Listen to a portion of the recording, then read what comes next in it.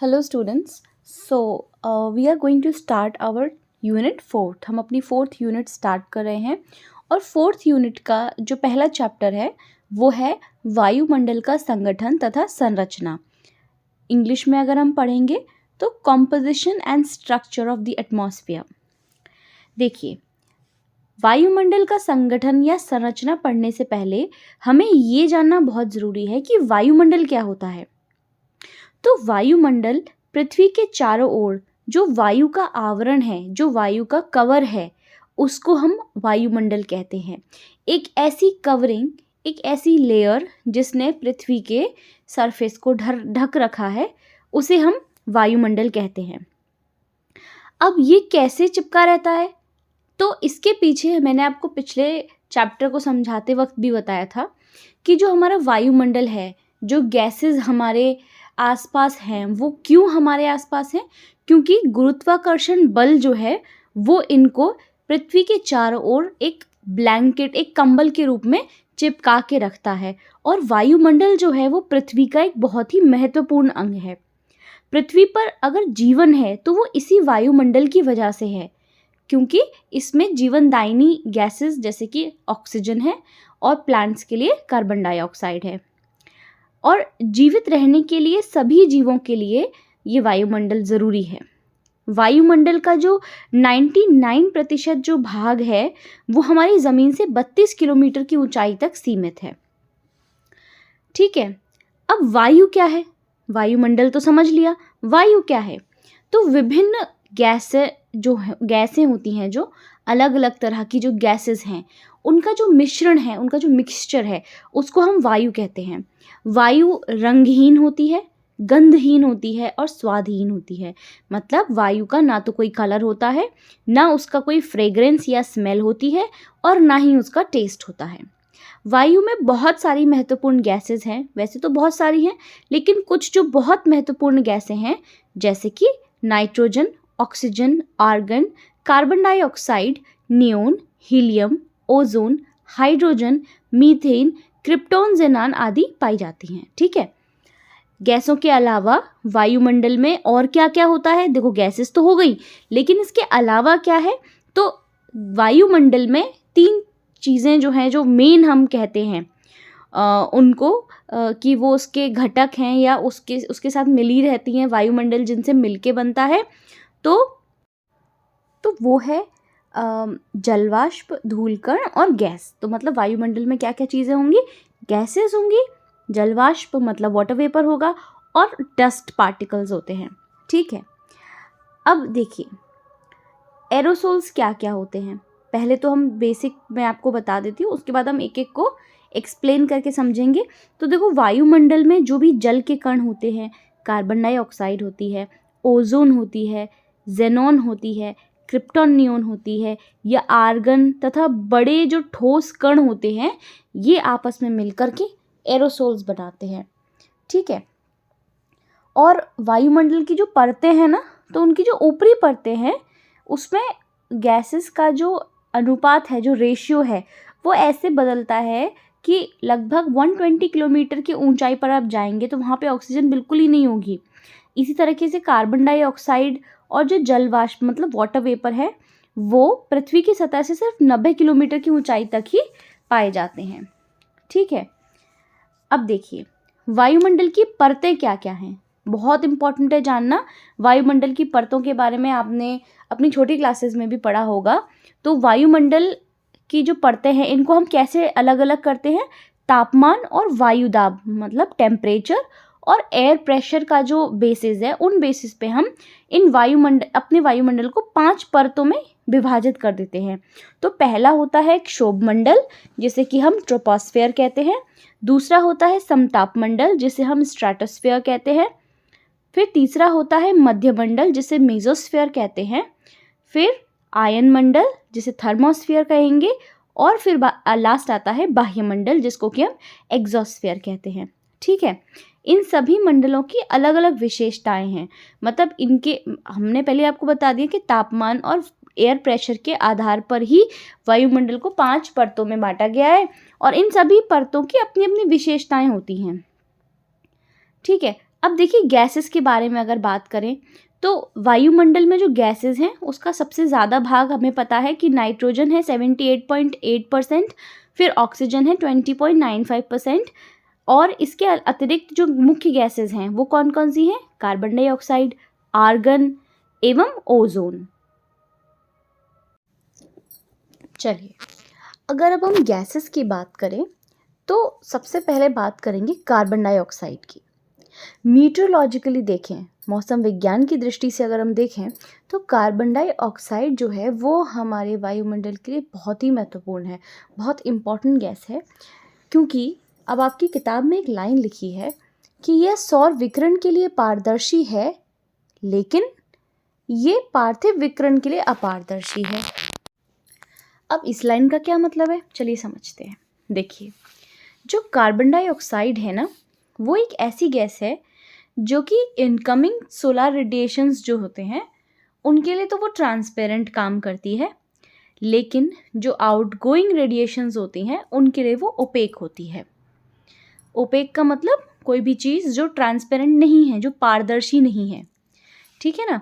तो वो क्या करती है कि वो उन रेडिएशंस का कुछ पार्ट तो अब्जॉर्ब कर लेती है और बाकी सारा जो पार्ट है उसका, उन रेडिएशंस का, उसे अर्थ की तरफ रिफ्लेक्ट करती है। इस तरीके से हमारे ऊपर सारी रेडिएशंस जो हैं वो नहीं आ पाती हैं, ठीक है। हम बहुत बात करते हैं कि ओजोन जो है, ओजोन भी एक हमारे एटमॉस्फेयर की बहुत इंपॉर्टेंट गैस है। उसके बारे में मैं अभी आपको बताऊंगी इस आगे पढ़ने पे।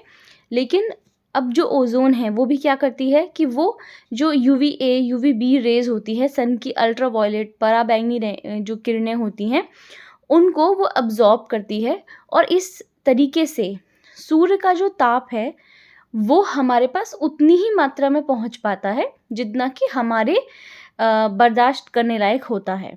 अगर ये गैसेस नहीं होंगी, इनका कवर जो है वो हमारे ऊपर शील्ड की तरह काम नहीं करेगा, तो सूर्य की जो किरणें हैं वो हमें बहुत नुकसान पहुंचा सकती हैं, ठीक है। अब जो कार्बन डाइऑक्साइड है वो ग्रीन हाउस इफेक्ट के लिए भी बहुत जिम्मेदार होती है कहीं ना कहीं, और साथ ही साथ में ये भी है कि बाकी जो गैसेस हैं ना, उनका जो आयतन है वो स्थिर है हमारे वायुमंडल में, लेकिन जो कार्बन डाइऑक्साइड है उसका जो आयतन है या उसका जो वॉल्यूम है वो मतलब बढ़ रहा है धीरे धीरे। क्यों बढ़ रहा है? क्योंकि सबसे पहली तो चीज़ है कि इसमें जो हम फॉसिल फ्यूल्स को जलाते हैं उसकी वजह से जो वॉल्यूम है हवा में कार्बन डाइऑक्साइड का वो बढ़ रहा है। इसी के साथ में क्या है, इसने एक्सक्यूज़ मी, इसने एयर के टेम्परेचर को भी बढ़ा दिया है। ओजोन जो है, it is another important component of the atmosphere which is found between 10 to 50 kilometres height, ठीक है। हमारे जो वायुमंडल की हाइट में 10 से 50 किलोमीटर की ऊंचाई पर ये पाया जाता है। ओजोन का जो ओजोन गैस का जो कवर है, और ये एक फ़िल्टर की तरह काम करता है हमारे लिए, और सूर्य से निकलने वाली जो पराबैंगनी किरणें हैं उनको ही अवशोषित मतलब कि अब्जॉर्ब कर लेता है और उनको पृथ्वी की सतह तक पहुंचने से रोकता है, ठीक है। पहले जब हम बहुत ज़्यादा अपने वायुमंडल को नुकसान नहीं पहुंचा रहे थे पोल्यूशन से, जो ग्रीन हाउस गैसेस का एमिशन हो रहा है इस समय पे, उसकी वजह से तब ओजोन लेयर बहुत अच्छी थी। लेकिन अब धीरे धीरे ओजोन लेयर का जो कवर है वो कम होता चला जा रहा है because of all these gases, जिसकी वजह से क्या है कि हमारे जो एक ग्लोबल टेम्परेचर है वो भी बढ़ रहा है। और इन्हीं को एक वर्ड अगर मैं दे दूं तो इसे हम ग्लोबल वार्मिंग कहते हैं, जिसकी कि आजकल हम बहुत बातें करते हैं। आप देखते हैं कि आजकल सनस्क्रीन्स के ऐड इतने क्यों आते हैं, जस्ट बिकॉज क्योंकि ओजोन लेयर जो है वो डिप्लेट होती जा रही है, ख़त्म होती जा रही है। और इसी वजह से सन की वो रेज़ जो हम तक नहीं पहुंचनी चाहिए, वो रेज़ भी अब हम तक पहुंचने लगी हैं।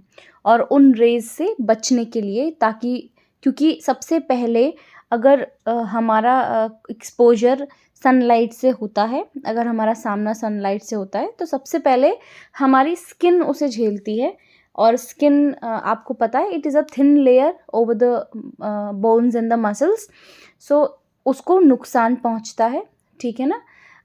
अगर थोड़ा सा मैं आपको टेक्निकलिटी में लेके जाऊं तो हमारी बॉडी में जो मेलानिन प्रोडक्शन है वो बढ़ने लग जाता है, और इसी चीज़ से बचने के लिए फिर हमें अब सनस्क्रीन्स की ज़रूरत पड़ने लगी है। पहले हमें नहीं पड़ती थी, ऐसा कोई प्रोडक्ट पहले ज़रूरत में उतना ज़्यादा नहीं था, लेकिन आज जो है ये एक बहुत ही मैंडेटरी पार्ट ऑफ लाइफस्टाइल या सेल्फ केयर बनता जा रहा है। नेक्स्ट हम बात करेंगे वाटर वेपर, जल वाष्प की। तो जो जल वाष्प है, जो वाटर वेपर है, वो हमारे वायुमंडल में उपस्थित एक ऐसी गैस है, क्योंकि भाई वो वाष्प है तो उसे हम गैस ही कहेंगे, ठीक है ना। तो वो एक ऐसी गैस है जो ऑल्टीट्यूड के साथ कम होती चली जाती है, ऊंचाई के साथ घटती चली जाती है, ठीक है। जो वार्म और वेट ट्रॉपिक्स होते हैं, जो गर्म आर्द्र उष्ण कटिबंध होते हैं, वहाँ पर जो हवा के आयतन का 4% जो है वो वाटर वेपर होता है। लेकिन वहीं अगर आप पोलर रीजन्स पर चले जाएंगे, ठंडे मरुस्थलों में, ठंडे रेगिस्तानों जैसे जो ड्राई एरियाज़ हैं, कम्प्लीटली ड्राई एरियाज़ हैं, अगर हम वहाँ जाएंगे तो वहाँ इसका जो आयतन है वो लेस देन 1% भी पाया जाता है, ठीक है। अच्छा, ये बात भी देखने लायक है कि वाटर वेपर जो है वो इक्वेटर से पोल्स की तरफ घटता चला जाता है। इक्वेटर वाले रीजन्स पे आपको वाटर वेपर की मात्रा एटमॉस्फेयर में ज़्यादा मिलेगी, और जैसे जैसे आप अपना लैटिट्यूड्स बदलते जाएंगे और पोलर रीजन्स की तरफ जाते जाएंगे, वैसे वैसे जो वाटर वेपर है उसकी मात्रा हमारे एटमॉस्फेयर में कम होती चली जाती है। ये क्या करता है, ये सूर्य से निकलने वाले ताप को पूरा नहीं, कुछ भाग को उसको अब्जॉर्ब करता है, अवशोषित करता है, और जो पृथ्वी से निकलता है ताप, जो हीट निकलती है पृथ्वी से, उसको भी कलेक्ट करता है। और इसी तरीके से ये एक ब्लैंकेट की तरह काम करता है, और न तो अर्थ को बहुत ज़्यादा गर्म होने देता है और न ही बहुत ज़्यादा ठंडा होने देता है, ठीक है। और जो हमारी वाटर वेपर्स हैं वो हमारी एयर की स्टेबिलिटी और इनस्टेबिलिटी को भी बैलेंस करने में कंट्रीब्यूट करती हैं। Now coming to the dust particles, अब आते हैं हम धूल कणों पे। वायुमंडल में सिर्फ गैसें या जलवाष्प ही नहीं रहते हैं, छोटे छोटे डस्ट पार्टिकल्स को रखने की कैपेसिटी भी एटमॉस्फेयर में होती है। और ये जो डस्ट पार्टिकल्स अभी कहाँ से आते हैं, ये अलग अलग सोर्सेस से आते हैं। इसमें सी सॉल्ट्स होते हैं, फाइन सॉइल होती है, स्मोक शॉट्स होते हैं, ऐश होता है, पॉलन होता है, डस्ट होते हैं, मीटियोर्स के डिसइंटीग्रेटेड पार्टिकल्स होते हैं। मीटियोर समझते हो ना आप, जो उल्कापिंड होते हैं उनके, जो उनसे छिटक कर टूटे हुए जो कण होते हैं, मतलब बहुत सारी चीज़ें जो हैं उनके धूल कण जो हैं वो आते हैं। धूल कणों का कोई एक सोर्स नहीं है, बहुत सारे सोर्स हैं, ठीक है। तो अब धूल कण क्या करते हैं, निचले भाग में, वायुमंडल के निचले भाग में ज़्यादा होते हैं, और कभी कभी वायु का प्रवाह जो है वो इन्हें ऊंचाई तक ले जाता है, लेकिन वैसे ये नीचे पाए जाते हैं, ठीक है। अच्छा, धूलकण जो होते हैं इनका सबसे ज़्यादा जमाव क्यों होता है?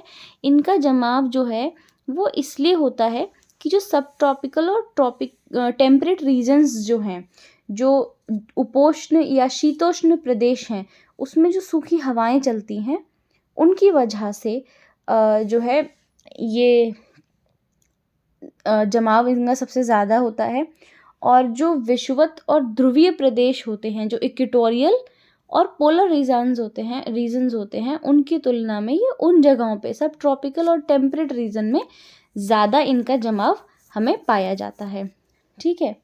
नमक और धूल के जो कण होते हैं वो आर्द्रताग्राही केंद्र की तरह काम करते हैं। आर्द्रताग्राही का मतलब नमी सोखने वाले कणों की तरह वो काम करते हैं, और इन्हीं के चारों ओर क्या होता है, जो वाटर वेपर होता है वो कंडेंस होता है। इन्हीं की वजह से जो वाटर वेपर है वो कंडेंस होता है, और फिर बादल जो हैं वो बादल बनते हैं, ठीक है।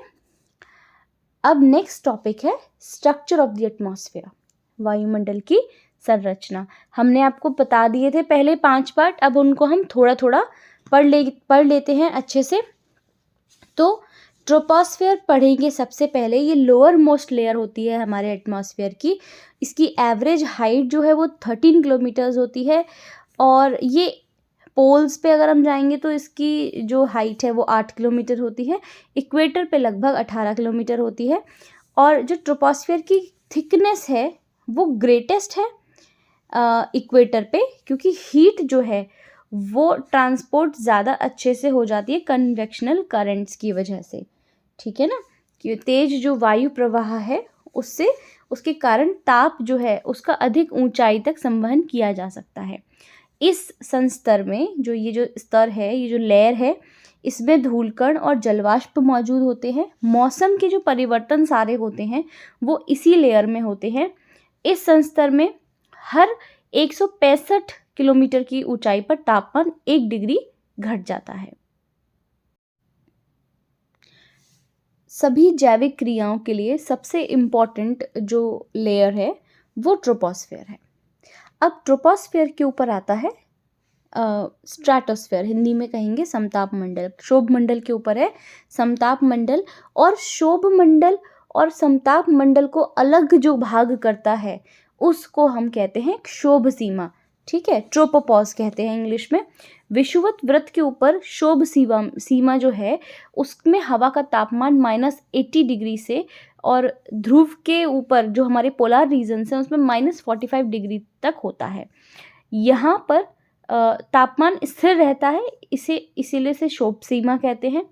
समताप मंडल जो होता है वो इसके ऊपर 50 किलोमीटर की ऊंचाई तक पाया जाता है, मतलब कि क्षोभ सीमा के 50 किलोमीटर ऊपर तक जो है आपका समताप मंडल आता है। समताप मंडल बहुत इम्पॉर्टेंट है ये याद रखने के लिए कि कभी भी आपसे कोई पूछेगा कि ओजोन लेयर कहाँ पाई जाती है, तो आप जवाब देंगे कि ओजोन लेयर जो है वो स्ट्रेटोस्फेयर में, समताप मंडल में पाई जाती है। ये एक बहुत ही सिंपल सवाल है और आपको उसका जवाब आना चाहिए। और ये परत, जैसा कि मैंने आपको बताया था कि ये जो पराबैंगनी किरणें हैं उनको अवशोषित करके पृथ्वी को ऊर्जा के तीव्र और हानिकारक तत्वों से बचाती है। मतलब ये हमारी रक्षा करती है, हमारी सेफ्टी करती है जो हम डेंजरस रेडिएशंस हैं उनसे। अब फिर आता है क्या, मध्यमंडल, ठीक है। मध्यमंडल जो है वो समताप मंडल के ऊपर 80 किलोमीटर की ऊंचाई तक फैला हुआ है। इस संस्तर में ऊंचाई के साथ साथ तापमान कम होने लगता है और 80 किलोमीटर की ऊंचाई तक पहुंचकर ये लगभग 100 डिग्री सेल्सियस हो जाता है। मध्यमंडल की जो ऊपरी परत है उसे मध्य सीमा कहते हैं। आयन मंडल और मध्यमंडल के ऊपर 80 से 400 किलोमीटर के बीच स्थित होता है और इसमें विद्युत अवशेषित कण जो हैं वो पाए जाते हैं जिन्हें कि आयन कहा जाता है, ठीक है। इलेक्ट्रिकली चार्ज्ड पार्टिकल्स जो हैं जिनको हम आयंस कहते हैं वो पाए जाते हैं, इसीलिए इसे आयन मंडल कहते हैं या आयनोस्फीयर कह सकते हैं इसे, वो कह सकते हैं। रेडियो की जो वेव्स हैं वो इसी लेयर से रिफ्लेक्ट होकर के वापस अर्थ पे आती हैं। आप देखते हैं ना रेडियो के कैसे जो सिग्नल्स हैं वो बदलते रहते हैं और आप जैसे बटन घुमाते हो तो उनके सिग्नल्स बदलते हैं, तो वो जो सिग्नल्स हैं वो रिफ्लेक्ट होते हैं कहाँ से, आपके इसी आयन मंडल से लौट करके वो धरती पर वापस आते हैं, ठीक है। और यहाँ से क्या होता है कि टेम्परेचर जो है वो बढ़ना शुरू हो जाता है, तापमान में वृद्धि शुरू हो जाती है और वायुमंडल का जो सबसे ऊपरी संस्तर है जो कि बाह्य मंडल के ऊपर है, इसे बहिर्मंडल कहते हैं। ये सबसे ऊंचा संस्तर है, इसके बारे में जानकारी बहुत कम है। इस संस्तर में जितने भी घटक हैं जो हैं वो बहुत विरल हैं और वो धीरे धीरे हमारे जो यूनिवर्स है उसमें मिक्स होते चले जाते हैं।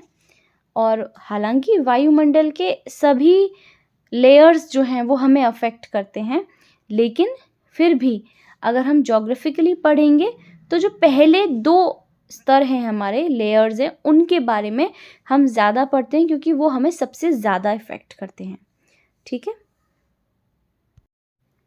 चलिए तो अब हम आ जाते हैं हमारे एक्सरसाइजेस पर, अभ्यास पर। सबसे पहले MCQs हैं, तो MCQ का सबसे पहला जो क्वेश्चन है वो क्या पूछ रहा है आपसे, निम्नलिखित में से कौन सी गैस वायुमंडल में सबसे अधिक मात्रा में मौजूद है? Which of the following gases constitutes the major portion of the atmosphere? तो शुरुआत होने पर मैंने आपको बताया था वीडियो में कि सबसे ज़्यादा अगर कोई गैस जो है वो हमारे वायुमंडल में पाई जाती है तो वो नाइट्रोजन है। तो इसका आंसर होगा सी, इसका आंसर होगा बी नाइट्रोजन। किसी बुक में ये सी हो सकता है। नेक्स्ट क्वेश्चन पे आते हैं। वह वायुमंडलीय परत जो मानव जीवन के लिए महत्वपूर्ण है? तो ये तो बहुत सिंपल क्वेश्चन है। Atmospheric layer important for human beings, हमारे लिए सबसे ज़्यादा इम्पॉर्टेंट कौन सी लेयर है भाई? तो वो है हमारा सबसे नज़दीक जो है क्षोभ मंडल। ठीक है, क्या है? क्षोभ मंडल, ट्रोपोस्फियर। थर्ड क्वेश्चन है, समुद्री नमक, पराग, राख, धुएं की कालिमा, महीन मिट्टी किससे संबंधित है? सी सॉल्ट, पॉलन, ऐश, स्मोक शूट, फाइन सॉइल, ये सभी एसोसिएटेड हैं किससे? तो हमने अभी पढ़ा था कि ये सभी डस्ट पार्टिकल के सोर्सेज हैं। तो आंसर होगा डस्ट पार्टिकल्स, हिंदी में धूल कण। नेक्स्ट क्वेश्चन पर आते हैं। निम्नलिखित में से कितनी ऊंचाई पर ऑक्सीजन की मात्रा नगण्य हो जाती है? कितनी हाइट पर जो ऑक्सीजन गैस है उसकी नेग्लिजिबल क्वांटिटी हो जाती है? Answer is 120 kilometres. Coming to the next question. निम्नलिखित में से कौन सी गैस सौर विकिरण के लिए पारदर्शी है तथा पार्थिव विकिरण के लिए अपारदर्शी है? तो मैंने आपको बताया था कि इनकमिंग सोलर रेडिएशंस के लिए ट्रांसपेरेंट और आउटगोइंग टेरेस्ट्रियल रेडिएशंस के लिए ओपेक कौन सी गैस है? कार्बन डाइऑक्साइड है। ठीक है, तो हमारे एमसीक्यू जो हैं वो हो गए हैं। इसके बाद हम थोड़ा सा डिस्कस कर लेते हैं हमारे क्वेश्चन आंसर्स को। तो वायुमंडल मैंने आपको समझाया था। वायुमंडल क्या है? तो वायुमंडल विभिन्न प्रकार की गैसों का मिश्रण है जिससे कि पृथ्वी सभी ओर से ढकी हुई है। इसमें मनुष्य और जानवरों के लिए, प्लांट्स के लिए, उनके जीवन के लिए आवश्यक गैसें जैसे ऑक्सीजन और पौधों के लिए कार्बन डाइऑक्साइड पाई जाती है। ठीक है, नेक्स्ट क्वेश्चन आता है। मौसम एवं जलवायु के तत्व कौन से हैं? What are the elements of weather and climate? So ताप, दाब, हवा, आर्द्रता, बादल और वर्षण मौसम और जलवायु के मुख्य तत्व हैं। तो ये हमने जब हम क्लाइमेट चैप्टर पढ़ रहे थे तभी भी हमने इस पॉइंट को पढ़ा था कि temperature, pressure, air, humidity and clouds और प्रेसिपिटेशन, ये हमारे मौसम और जलवायु के सबसे इम्पॉर्टेंट फैक्टर्स होते हैं। और ये सभी जो फैक्टर्स हैं ये पृथ्वी पर मनुष्य के जीवन को बहुत प्रभावित करते हैं। नेक्स्ट आ जाते हैं वायुमंडल की संरचना के बारे में। लिखिए, what describe the composition of atmosphere. So हमने डिस्कस किया था कि वायुमंडल जो है वो कई चीज़ों से मिलकर के बना है, जिसमें कि 3 मेन है, गैस, जलवाष्प, धूलकण। ठीक है ना, gases, water vapour and dust particles. और इसके बाद आप इसमें बता सकते हैं गैसेस का परसेंटेज कि कौन सी इम्पॉर्टेंट गैसेस हैं और अन्य कौन सी गैसेस हैं, वो सारी बातें आप इसमें बता सकते हैं। Coming to the question number 4, वायुमंडल के सभी संस्तरों में क्षोभ मंडल सबसे अधिक महत्वपूर्ण क्यों है? Why is troposphere the most important of all the layers of the atmosphere? तो मैंने आपको बताया कि सबसे ज़्यादा जो जलवायु और मौसम से संबंधित परिवर्तन है वो इसी में होते हैं। इंसानों को प्रभावित करने वाली लेयर वो यही है। ठीक है, इसी संस्तर में धूलकण और जलवाष्प उपस्थित होते हैं। सभी जैविक गतिविधियां इसी संस्तर में होती हैं। ठीक है,